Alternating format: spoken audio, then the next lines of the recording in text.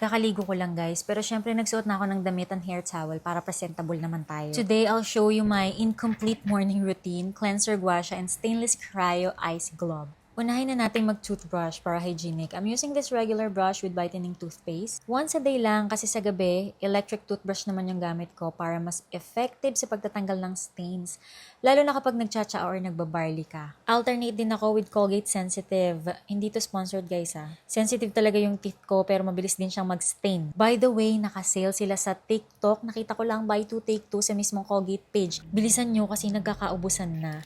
Next, facial cleansing. Pero bago yon, I like to prepare my face and body with a lymphatic drainage massage. Maggagwa siya kasi ako later. Hindi kasi natin napapansin, lalo na diba sa umaga para tayong puffy. So it helps reduce puffiness, stimulate circulation, promote detoxification, and support the immune system. Hindi naman ako expert no, pero check nyo na lang din.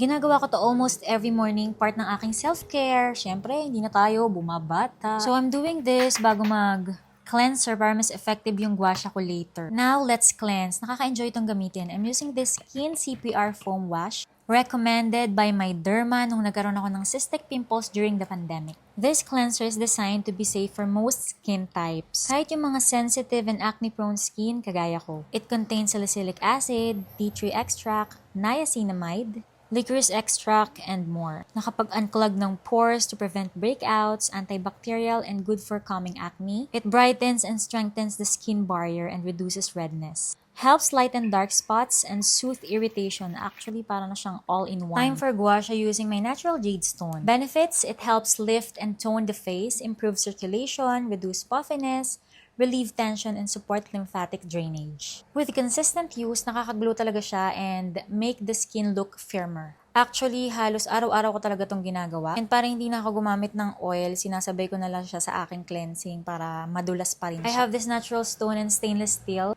It holds temperature better and is more hygienic. Mas affordable yung plastic, kaya lang hindi ko bet kasi sino ba naman ang gusto ng plastic?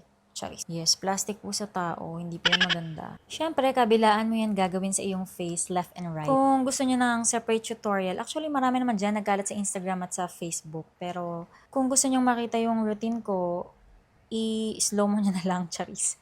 Comment down below para magawa natin ng separate video. Kung wala kayong gua sha at gusto nyo nang mag-start, ayan, parang yung ginagawa ko sa video, kamay-kamay lang, pwede na. Pampabata din daw to guys, kaya why not, gawin natin. Ang dami ko palang nanal sa likod, wag nyo nang pansinin. Sinipag nga akong maligo today kasi marami nang nag-PPM sa akin, ano daw bang gamit ko. Kaya para sa inyo talaga ang video na to. Next, ito hindi ko naman araw-araw ginagawa pero mas okay kung daily din. My stainless cryo ice gloves. Nilalagay ko lang siya sa freezer before use. Benefits, they help shrink pores, calm redness, reduce puffiness, improve circulation, and give a fresh, glowing look. Safe ba daily? Yes, basta huwag lang iwan ng matagal sa isang spot para maiwasan ng skin irritation. Just glide them gently for a few minutes. Perfect tong pampa-fresh, lalo na kung puyat or stress ang skin. Yan. Wala pa sa video na to guys, yung mga moisturizer and sunblock, lalo na sa mga acne-prone skin. Kung gusto nyo makita, comment down below para magawa natin yung ng video.